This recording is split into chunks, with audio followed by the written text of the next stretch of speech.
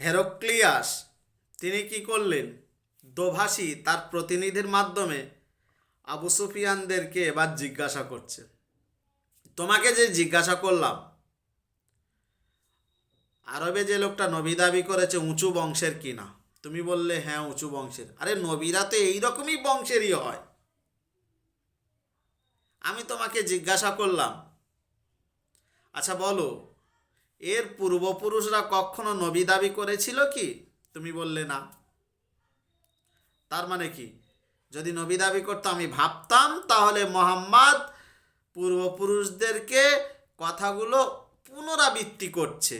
আমি জিজ্ঞাসা করলাম, মোহাম্মদ তার বংশধরেরা পূর্বপুরুষেরা কখনো রাজা বাদশাহ ছিল? তুমি বললে না।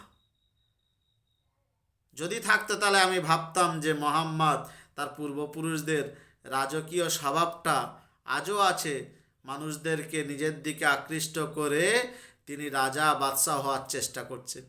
আমি জিজ্ঞাসা করলাম, দুর্বলরা ইমান গ্রহণ করে না, ধনীরা? তুমি বললে দুর্বলরা। আরে নবীদের ক্ষেত্রে এইরকমই হয়, দুর্বলরাই তো ইমান গ্রহণ করে। তারপর আমি জিজ্ঞাসা করলাম তোমাকে, আচ্ছা বলো, যারা ইমান গ্রহণ করছে তারা ওনার দল ত্যাগ করে চলে আসছে? তুমি বললে না। আরে ইমানের পরিপূর্ণতা তো ওই রকমই। তারপর আমি জিজ্ঞাসা করলাম, যারা ইমান গ্রহণ করছে তারা তো দল ত্যাগ করছে না? তুমি বললে না। আরে ইমানের আলো দিলের মধ্যে বসে গেছে, আর ইমানের পরিপূর্ণতা হচ্ছে মানুষ দলে দলে দলে দলে ইসলাম গ্রহণ করে। আমি জিজ্ঞাসা করলাম, তিনি কোন কোন বিষয়ে কাজ করেন? তুমি বললে দান, সদগা, জাকাত এগুলো তিনি দেন, সত্য কথা বলেন, মিথ্যা কথা বলতে বারণ করেন, পূর্বপুরুষরা যে সমস্ত কথা কাজ করেছিল তাদের কথা মতো আমরা চলি, ঠাকুর পূজা করি, অনেক কিছু করি, তিনি সেগুলো ছেড়ে দিতে বলেন। তিনি বলেন যে আমি আল্লাহ রসুল, আমাকে মেনে নাও, আল্লাহকে মেনে নাও, জাহান্নাম থেকে বেঁচে যাবে, জান্নাত পাবে। আবু সুফিয়ান বললেন যে তুমি সত্য কথা বলেছ, তিনি সত্য কথা বলেছেন।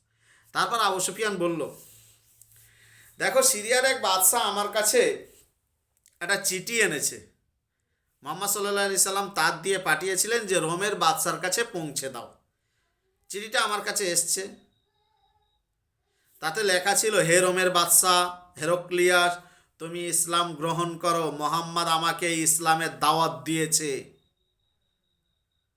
তুমি শান্তি লাভ করবে, আল্লাহ তোমার দ্বিগুণ অর্থ দেবে, আখেরাতে তুমি নাজাত পাবে। যদি তুমি ইসলাম গ্রহণ না করো, জেনে রেখে দাও তোমাদের প্রজাদের ক্ষেত্রে তুমি সব থেকে বড় পাপী হয়ে যাবে। আমি ইসলাম গ্রহণ করেছি, মোহাম্মদের উপরে ঈমান এনেছি, মোহাম্মদের উপরে আরবের ওই লোকটার উপরে ঈমান এনেছি। আমি তাকে দেখিনি, আমি ঈমান এনেছি। হায় আফসোস, জানি না তার সঙ্গে আমার সাক্ষাৎ হবে কিনা। আমি তার সাক্ষাতের অপেক্ষায় আছি, তাকে পেলেই আমি বরণ করে নেব। আমি তার যদি আমার নিকটে পাই, তার পা যুগল, তার পা দুটো আমি ধুইয়ে দেব। যখনই এই কথা হলো, মহলে শোরগোল পড়ে গেল, শোরগোল পড়ে গেল, হইচই বেঁধে গেল। আবু সুফিয়ান বলছেন, আমাদেরকে বার করে দেওয়া হলো, আমরা বেরিয়ে গেলাম। তারপর তিনি ইসলাম গ্রহণ করলেন। আর ইনি ছিলেন, হেরক্লিয়াস ছিলেন খ্রিস্টানদের পাদ্রী, পোপ যেটাকে বলা হয়, পাদ্রী ছিলেন হেরক্লিয়াস। আর এবনে নাতুর হচ্ছে বাইতুল মুকাদ্দাসের ইনি জিম্মাদারি ছিলেন, এনার দায়িত্বে বাইতুল মুকাদ্দাস ছিল।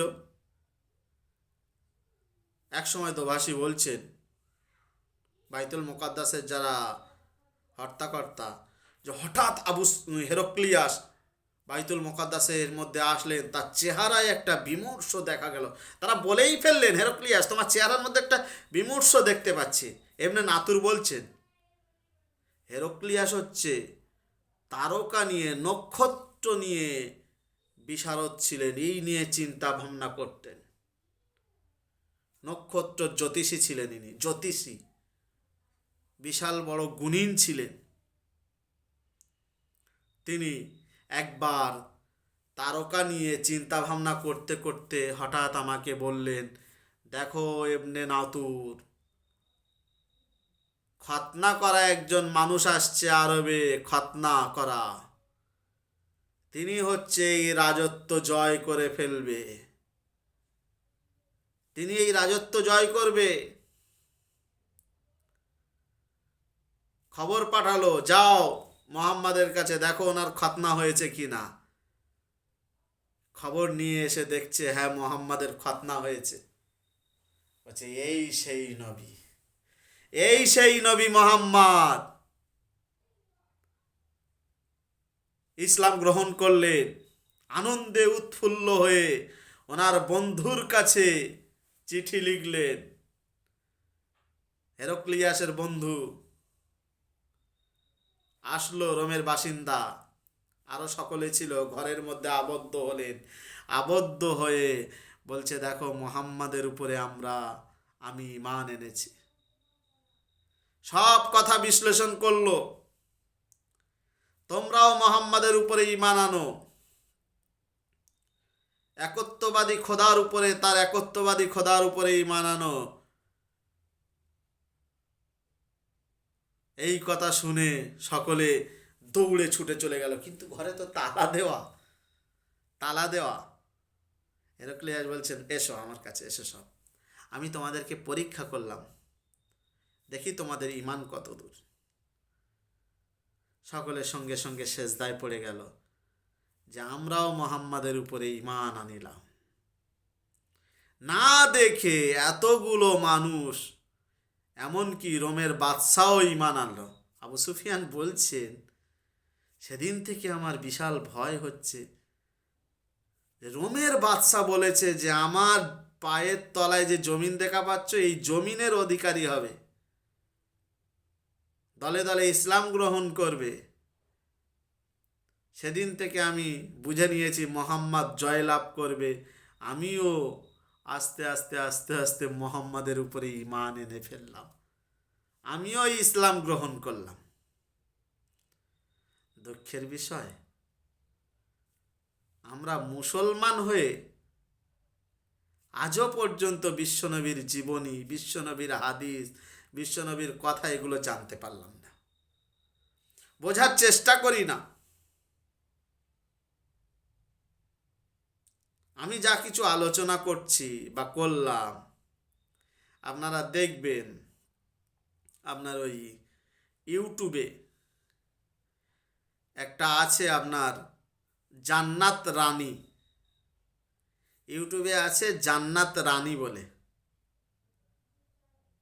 আপনারা জান্নাত রানী বলে ইউটিউবে চাইবেন, দেখবেন বুখারী শরীফের বিভিন্ন কথাবার্তা আলোচনা আছে, শুনবেন। আপনারা যারা বুখারী পড়তে পারেন না, আমরা এই আলোচনা করছি, আপনারা শুনবেন, নেকি পাবেন, বিশাল নেকি পাবেন। আর ফেসবুকে আছে দেখবেন জান্নাতি হুর,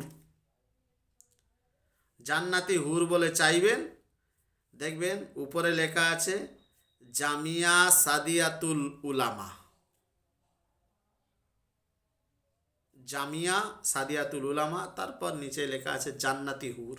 ফেসবুকে আপনারা চাইবেন অবশ্যই পাবেন। আল্লাহ পাক আমাদের সবাইকে দিনের সহি বুঝে এবং সমঝ দান করুন।